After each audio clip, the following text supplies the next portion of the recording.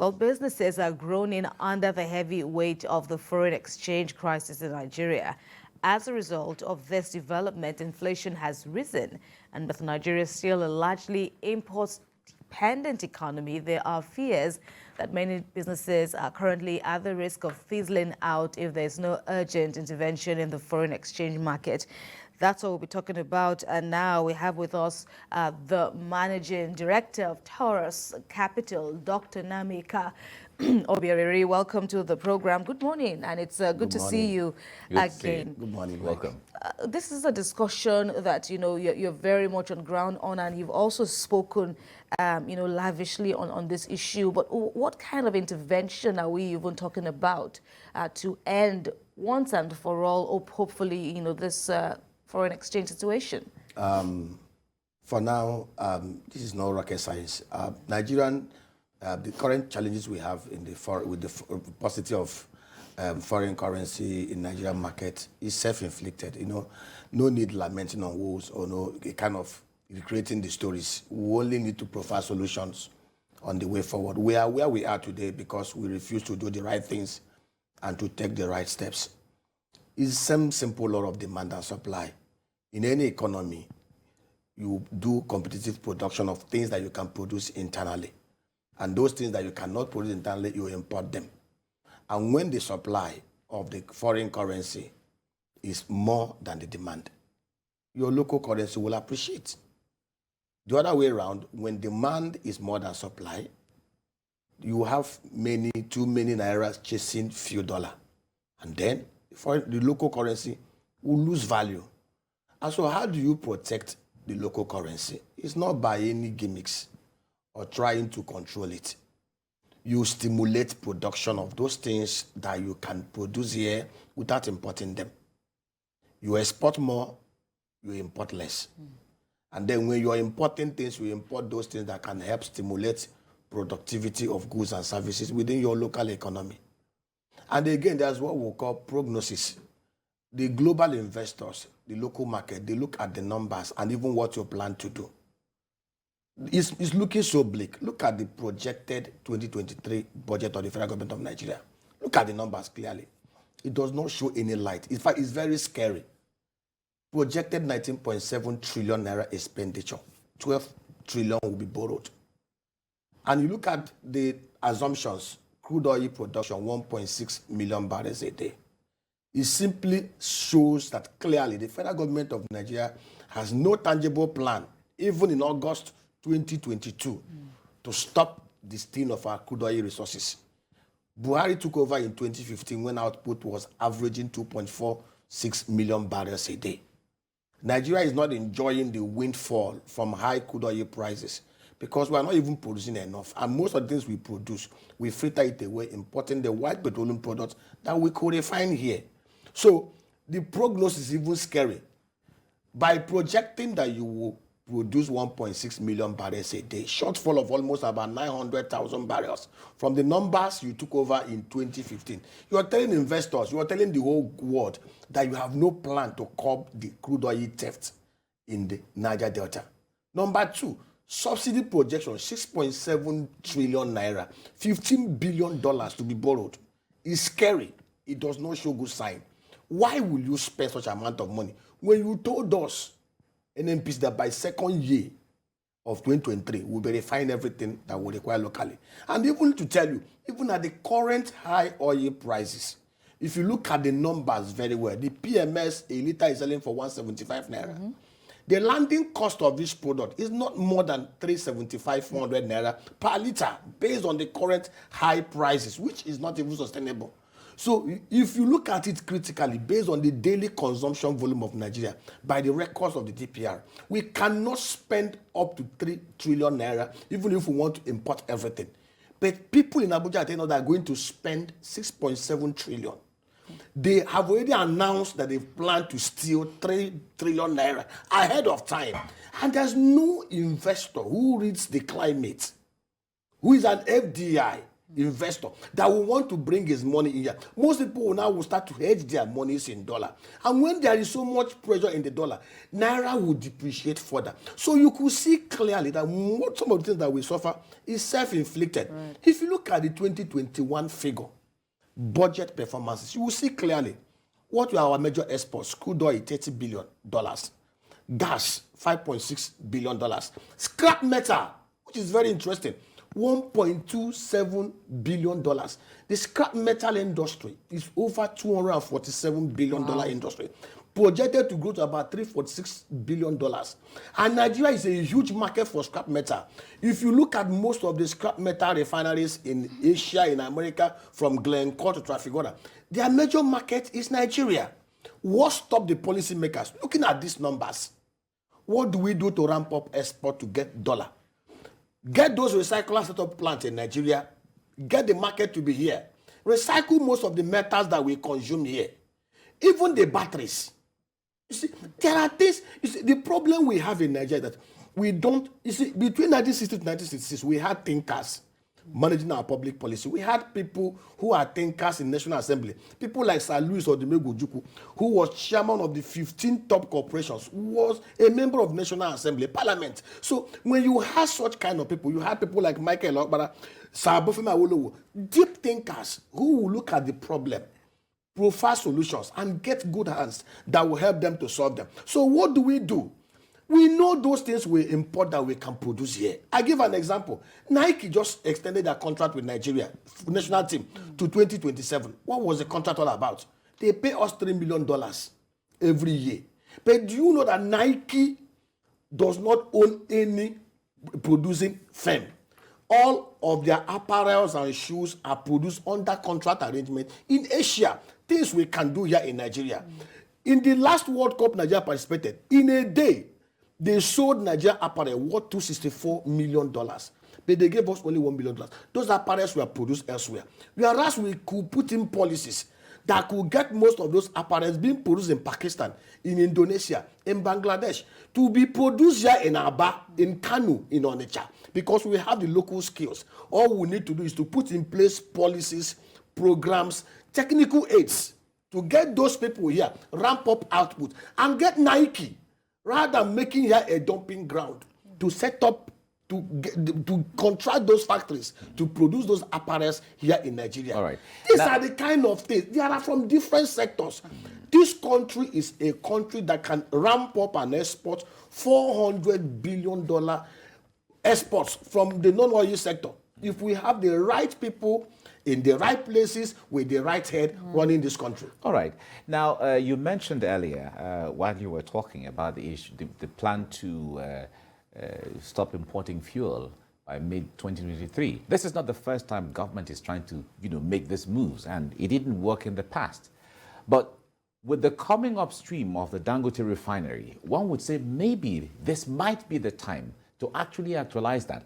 But keeping that aside, in order to work it out in such a way that we don't lose monies and foreign exchange to buying and importing fuel, what should be put in place, or what should we be considering now as a country to ensure that we achieve that plan of stopping the importation of fuel in mid-2023? Mike, why do we need a Dangote? 7 years after a regime came in place, condemning subsidies, condemning the thefts in the oil and gas sector to produce fuel for us. Mike, I just want us to go back and understand that it's very funny how we have depreciated and degraded and regressed as a country. Yakubu Gowon in 1975 awarded the Kaduna Refinery. By 1978, it was completed. 3 years. Obasanjo, 1976, awarded the contract for the Warri Refinery.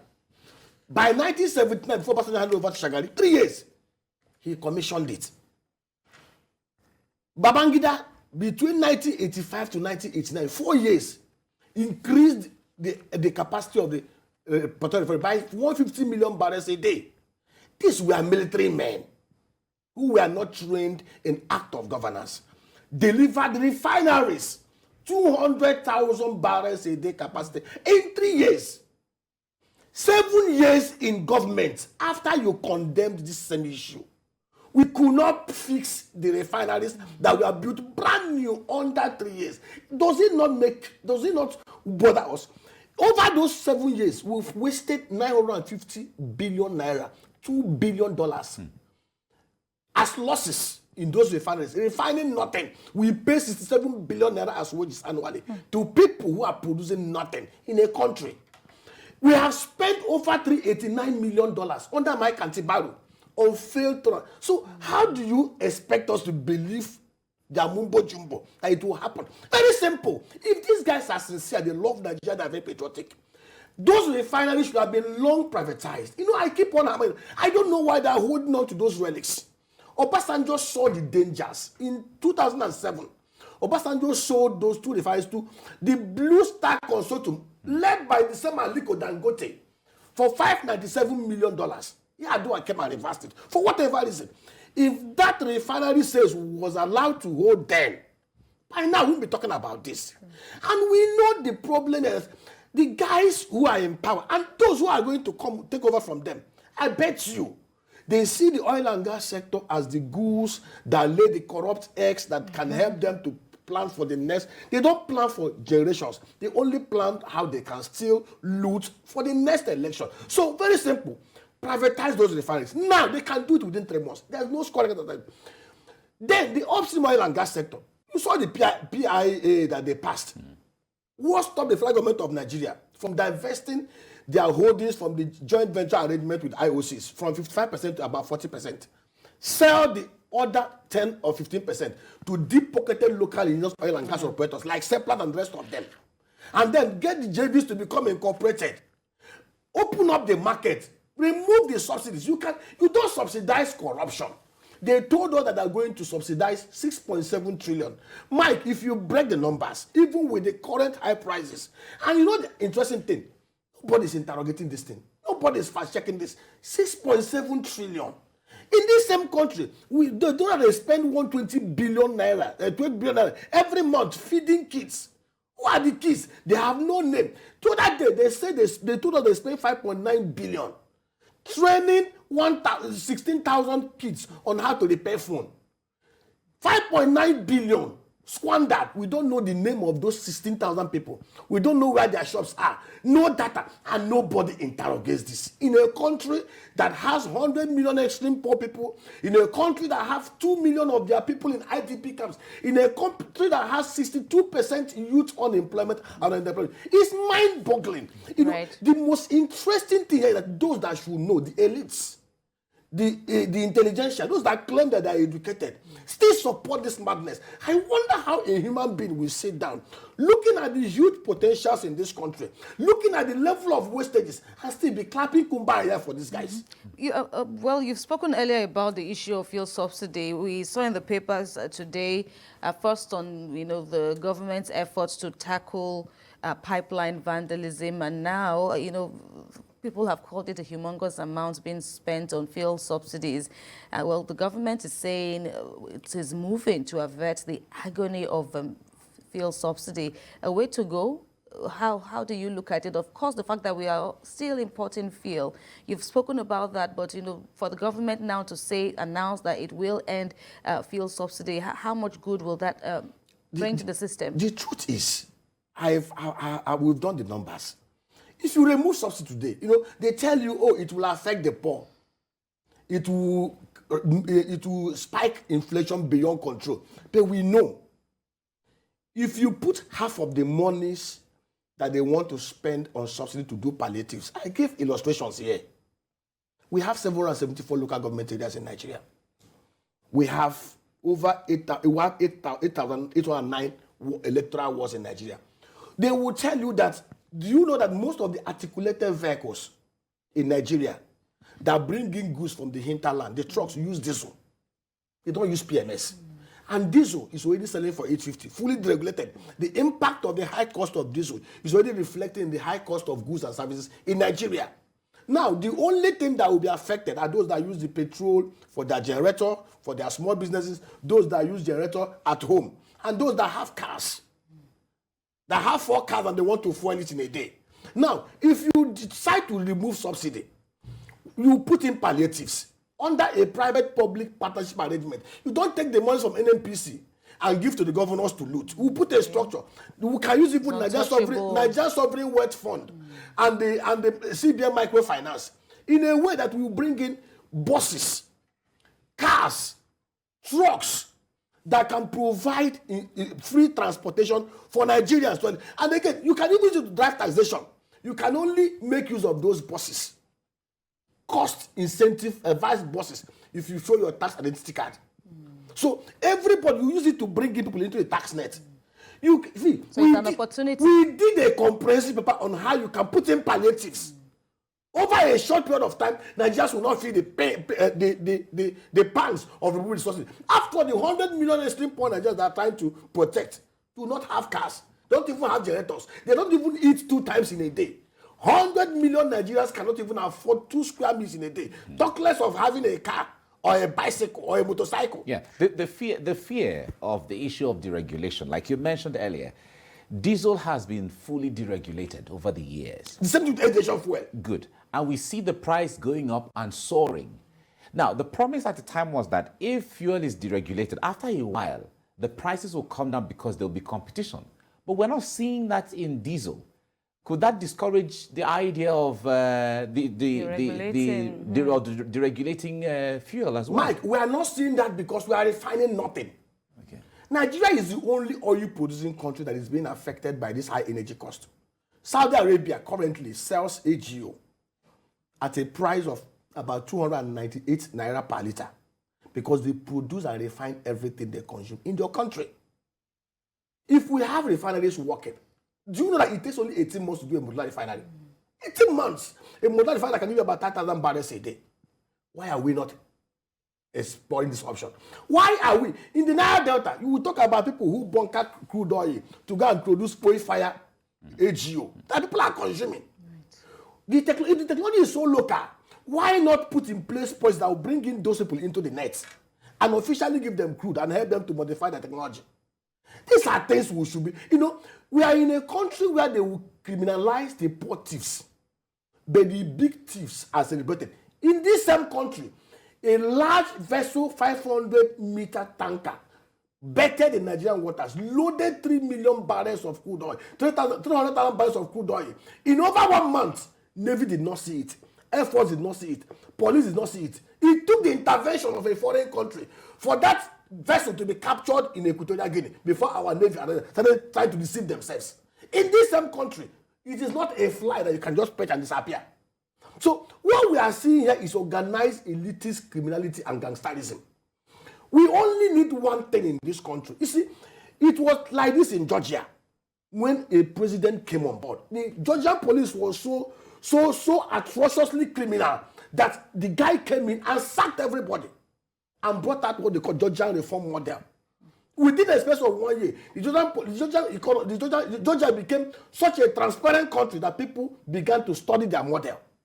All we need is just one single person at the highest office in Nigeria who understands prudence, who understands resource management, who knows how to cut out this mess. It does not take anything to stop the crude oil theft. If you involve the communities, we had an arrangement saying, involve the communities. You saw the other militants protesting that 4 billion contract was given to Topolo to come and protect their own community. We know the truth. If you involve the communities with incentives and penalties, protect the pipelines within your community. This is what comes to you. In other climes, even if you allow the IOCs to set up their own security agencies under approval from NSA, with the locals policing the pipeline, with good incentives, no big man will come from Abuja to come and carry 300,000 barrels of crude oil without them noticing it.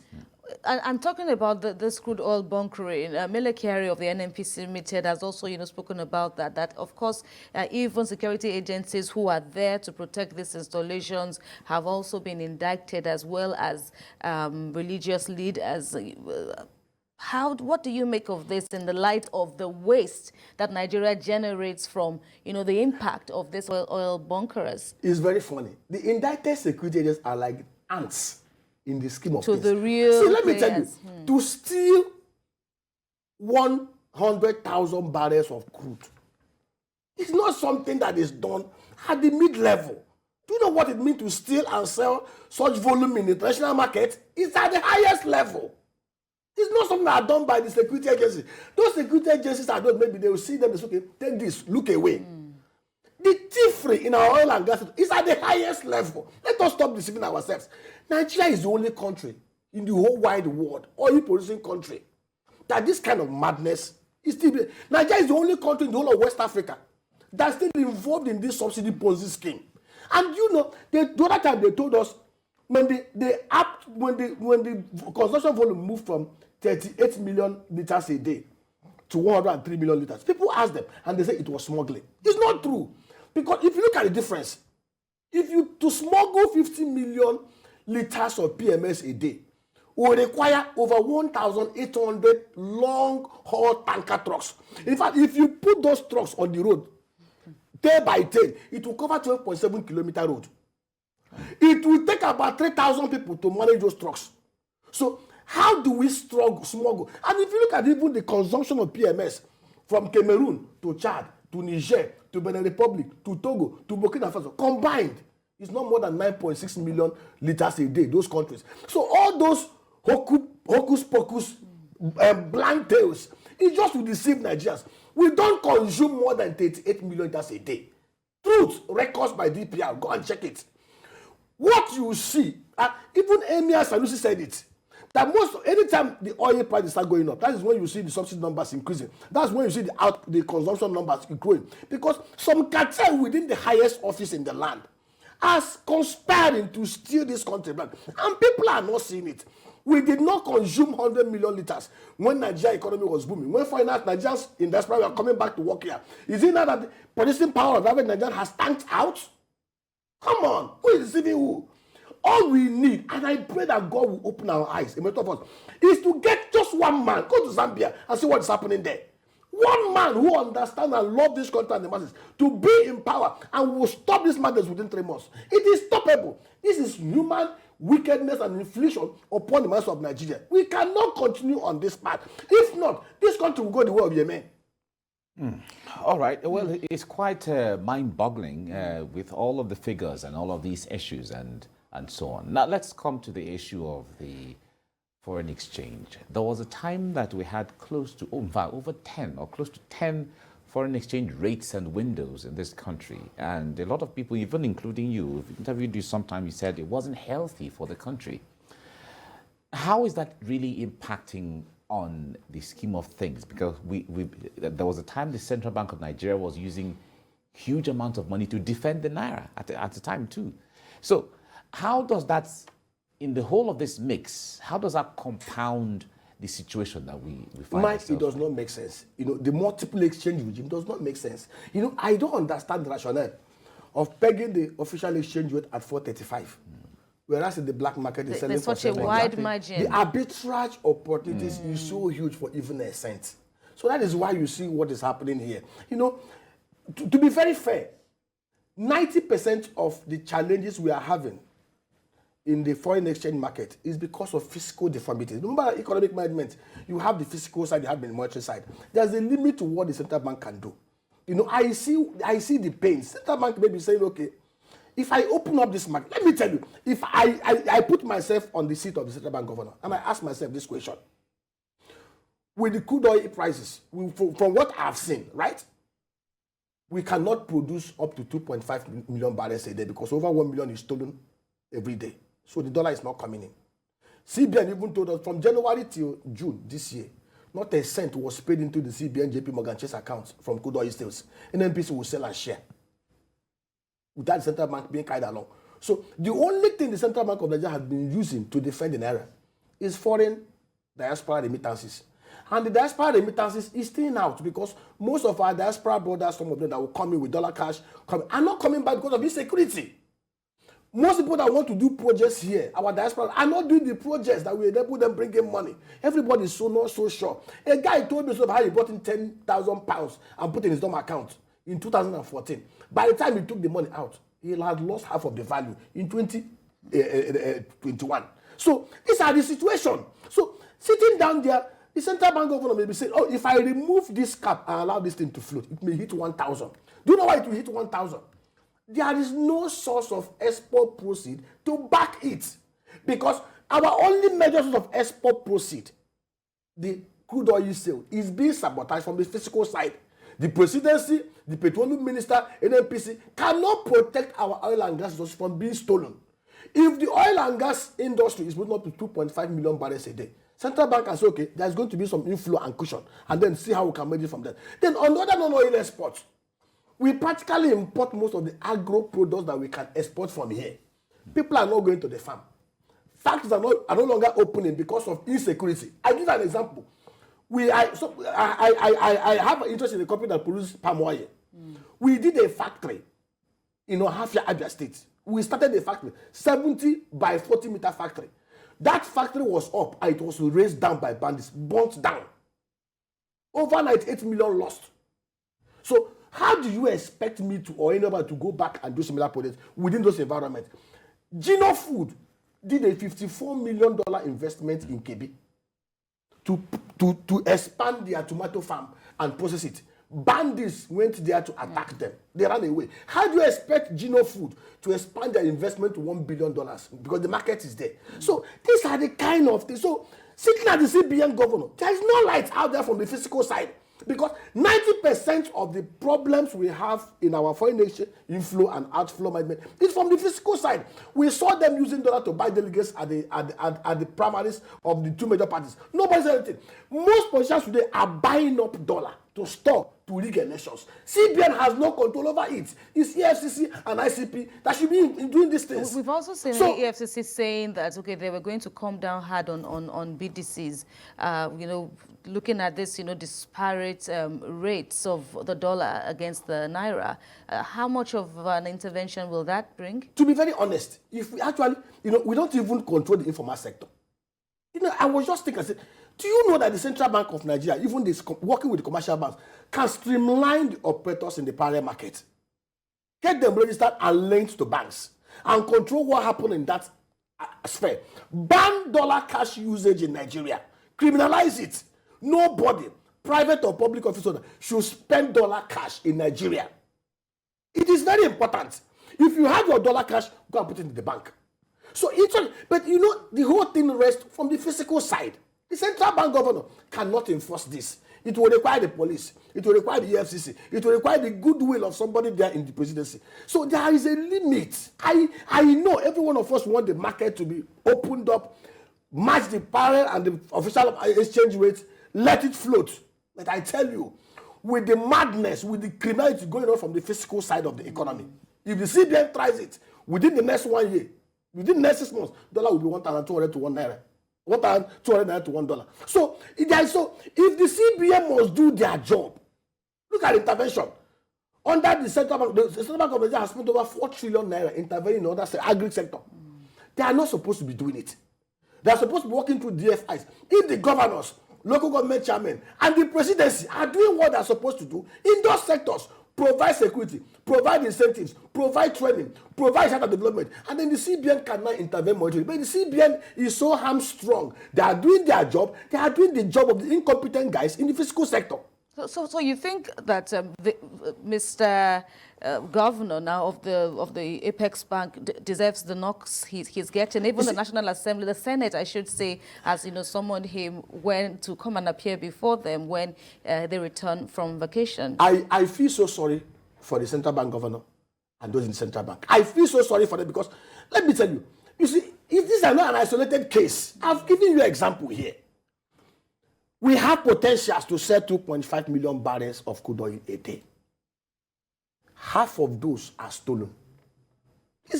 When we talk about stealing, it's as if maybe most of them are misappropriated by those in power. If we have security today in Nigeria, if Nigeria is so secured, foreign direct investors will come in. Nigeria is a country and climate that ticks all the right boxes. Nigeria is a country that can attract $100 billion FDI annually. Because the potentials are here, the market is here, the size is here, everything. Nigeria can actually become a transshipment hub for the whole of West Africa. But when you don't have security, you don't have the right people with the right head making policies in the fiscal frame sector, you cannot protect life and properties. True. Well, will the Mayflower use his blood to protect the naira? All right. Now, the The CBN was said to have printed some money sometimes that generated a lot of frenzy amongst Nigerians. But in a situation where at this point where the inflation keeps rising, there's the issue of mopping up excess liquidity in the market. How would that help the situation if that is being recommended on one hand? You remember the days of Idi Amin in Uganda when he told the CBN, the central bank governor then, give me money. He said there is no money. That Uganda was like shit money, and the man was executed. Let me tell you, you see, by law, the CBN is not supposed to give those kind of facilities to the federal government. More than 5% of the previous year revenue. Today is $20 trillion. It's simply printing new notes to pay salaries, to take care of local contracts, and most of the profligacies in the public sector. Have you bothered to ask yourself this question? We have 200 million people in Nigeria. Go and look at the budget estimate. In 2021, we earned a total of 8.9 trillion. In 2023, we are now projecting to earn 6.7. These guys are not thinking about how to create wealth. They're thinking about how to borrow and share. It's a signal. Now, out of the 8.9 trillion that we raised, we spent 10.3 trillion to pay wages and salaries of civil servants, to service external debt and other expenses. Recurrent, both debt and non-debt expenditure. So we sell our crude oil, tax the 199 million Nigerians, we generate all manner of borrowings to take care of less than 1 million civil servants and public office holders. That is where the cost of governance comes into play. Half of the things you see as a recurrent expenditure are stealing, looted monies. If we have a sincere person, the other day they said they're going to do zero budgeting, which is the right thing to do. After 1 year, they discarded it. All they do, how they prepare budget means that they just bring out the old budget, increase overhead by 20%. Pass it, money released, printed and given to them, and they squander it. So CBN is under, so the 20 trillion, CBN did not print and put in their pocket. They printed and gave to Buhari and the federal government of Nigeria to spend, to use to pay salaries. And the people will say, okay, if I'm the CBN governor, I will not pay. I will not print. If you don't print, how will those salaries be paid? You see, there are a lot of things happening in this country that most people do not know. And it just, like Mike, I just said, Nigeria is like a country with irresponsible fathers in leadership. If you have the right leadership, plug the leakages, galvanize the human capital that we have here into productive work. First of all, the recurrent expenditure will be halved within 6 months. Because most of this, the other day they told us when this lady was Minister for Finance that they discovered 6,000 ghost workers and they were uprooted. 60,000 ghost workers. They didn't publish the names. That's a lot. Nobody was prosecuted. Who is kidding who here? All right, Dr. Nameka Oberiri, we thank you very much for your contributions on TVC Breakfast this morning. Thank you again. Thank you very much for coming. Thank you so much. And